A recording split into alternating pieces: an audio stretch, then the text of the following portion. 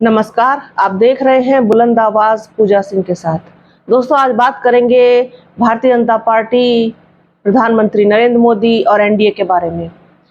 आप लोगों को पता है कि चुनाव अपना आखिरी चरण पर आ पहुंचा है और 7वें चरण की वोटिंग 1 जून को होनी है। इस आखिरी चरण के लिए सभी पार्टियों ने अपनी पूरी ताकत झोंक दी। आप ये देखिए कि जिस तरीके से प्रधानमंत्री नरेंद्र मोदी ने अपना चुनाव प्रचार शुरू किया था, वो जब धीरे धीरे आगे बढ़ा तो प्रधानमंत्री नरेंद्र मोदी की जो भाषा शैली है उसका स्तर भी दिन प्रतिदिन गिरता चला गया। न सिर्फ प्रधानमंत्री नरेंद्र मोदी बल्कि उत्तर प्रदेश के मुख्यमंत्री योगी आदित्यनाथ भी उन्हीं की तरह बोलते हुए, उन्हीं की तरह की भाषा शैली का इस्तेमाल करते हुए दिखाई दिए। जब पहला और दूसरा चरण हो गया और प्रधानमंत्री नरेंद्र मोदी तक और भारतीय जनता पार्टी तक ये रिपोर्ट्स पहुंची होंगी कि कोई बहुत अच्छी स्थिति पहले दूसरे चरण में नहीं है, क्योंकि मतदान प्रतिशत भी कम हुआ, साथ ही साथ वोटर बहुत साइलेंट रहा, उसने किसी तरीके का कोई उत्साह नहीं दिखाया, उसने कुछ नहीं बोला, ना किसी राम मंदिर के मुद्दे पर लेकर बहुत उत्साहित वो हुआ, ना राशन को लेकर के उत्साहित हुआ, बल्कि उसके दिमाग में कहीं ना कहीं मुझे लगता है आप मुद्दे हावी रहे, चाहे वो बेरोजगारी का मुद्दा हो, चाहे अग्निवीर का मुद्दा हो, चाहे महंगाई का मुद्दा हो, और बहुत सारी चीजें उसके दिमाग में शायद चली होंगी। इनके झूठे वादे जुमले जो भी थे सब कुछ चला होगा, तो उसी वजह से सारी चीजें थोड़ी सी गड़बड़ हुई। लेकिन उसके बाद प्रधानमंत्री नरेंद्र मोदी ने उसको बैलेंस करने के लिए उस नीति का इस्तेमाल किया, उस ट्रिक को लेकर के आ गए वो जिसके लिए वो जाने जाते हैं। चुनाव का ध्रुवीकरण करने की कोशिश की गई, उसमें हिंदू मुसलमान का तड़का लगाने की कोशिश की गई, चुनाव को थोड़ा ट्विस्ट करने की कोशिश की गई घुमा फिरा करके, कि वो कांग्रेस आ जाएगी तो आपकी भैंस ले जाएंगे खोल करके, आपका मंगलसूत्र सोना ले जाएंगे और राम मंदिर पर ताला डलवा देंगे और उस पर बुलडोजर चलवा देंगे और बाबरी मस्जिद को बनवा देंगे। इस तरीके की तमाम चीजें वो लेकर के आ गए। और उसके बाद जिस तरीके के भाषण उन्होंने दिए, जिस तरीके की भाषा का इस्तेमाल उन्होंने लगातार किया, मतलब यहाँ तक हद हो गई कि खुद को वो ईश्वर का अवतार बताने लग गए। जब बनारस में उन्होंने इंटरव्यू दिया तो वहां रो भी दिए, साथ ही साथ बोला कि मैं कभी जिंदगी में हिंदू मुसलमान नहीं किया, अगर कभी किया हो तो मुझे इंसान कहलाने लायक नहीं हूँ, इंसान कहलाने का हक नहीं है, मैंने कभी कुछ ऐसा नहीं किया। फिर अगले ही भाषण में वो फिर से पलट जाते हैं और फिर तमाम चीजें मुसलमानों को लेकर के उनके खिलाफ बोला, जैसा कि उनकी आदत है। वो कभी किसी चीज पर कभी भी स्टेबल नहीं रह पाते, स्थिर नहीं रह पाते, ये उनकी सबसे बड़ी खासियत है। उन्होंने क्या बोला था पिछले भाषण में उनको ही शायद याद नहीं रहता। खैर, उसके बाद फिर बात यहाँ तक आ गई कि उन्होंने विपक्ष को ये बोल दिया कि वो जाकर के मुजरा करें। इस तरीके से बहुत तमाम चीजें ऐसी जो एक प्रधानमंत्री जैसे गरिमामय पद के पर बैठे हुए व्यक्ति को शायद शोभा नहीं देती हैं। उनका स्तर इतना ज्यादा गिर गया भाषा का कि मतलब इतना स्तर तो शायद ही कभी किसी का गिरा हो। और उसके बाद फिर इन सारी चीजों पर विपक्ष ने भी उनको ठीक तरीके से घेरा।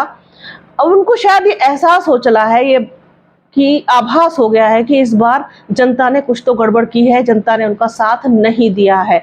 अब इतनी आसानी से वो अपने पद को छोड़ेंगे या इतनी आसानी से अपनी हार को मानेंगे, स्वीकार करेंगे, ये इसमें संशय है। जैसे कि उत्तर प्रदेश की ही बात करें तो यहाँ पर जिस तरीके से चुनाव हुआ है और जनता ने कुछ भी इंडिकेशन नहीं दिया है, अगर कोई ये कहे कि इस चरण में बिल्कुल सुपड़ा साफ हो गया, ये हो गया, तो उत्तर प्रदेश में खासतौर पर आप ये देखिए कि मुद्दों पर तो वोटिंग हुई ही हुई है, साथ ही साथ जो जातीय समीकरण है, जो कैंडिडेट की बिरादरी है, उस पर भी वोट पड़े हैं। अब वो बिरादरी किसके साथ गई है, किसके साथ नहीं गई है, कहीं कहीं पर जगह पर ऐसा हुआ है कि एक ही बिरादरी के 2-2, 3-3 कैंडिडेट भी खड़े हो गए हैं, तो कौन किसके साथ गया है, तो ये अंदाजा लगा पाना थोड़ा मुश्किल है। जिस तरीके से लोग कह रहे हैं कि नहीं अब की बार तो पूरा क्लीन स्वीप हो गया अभी और गठबंधन ने बिल्कुल क्लीन स्वीप कर दिया, उसमें मुझे थोड़ा डाउट है। उस तरीके की स्थिति तो खैर उत्तर प्रदेश में नहीं बनेगी, क्योंकि मुख्यमंत्री योगी आदित्यनाथ ने बहुत कुछ बैलेंस करने की कोशिश की। आफ्टर ऑल वो मुख्यमंत्री हैं सूबे के लेकिन स्थितियां इनके लिए 2014-19 जैसी बिल्कुल भी नहीं है, 2022 जैसी भी नहीं है, राह बहुत कठिन है अब की बार। उत्तर प्रदेश में भी सीटों का उनको नुकसान होगा। जिस तरीके से पिछली बार 64 सीटें मिली थी, इस बार मुझे 8-10 से 10 सीट उनकी कम होती हुई दिखाई दे रही है उत्तर प्रदेश में। अब चमत्कार ही कोई ऐसा हो जाए, जिस तरीके से ये बोलते हैं इतने कॉन्फिडेंस के साथ कि 400 पार 400 पार, तो क्या सेटिंग करके बैठे 400 पार की, नहीं कहा जा सकता। लेकिन नुकसान 8 से 10 सीटों का उत्तर प्रदेश में होगा।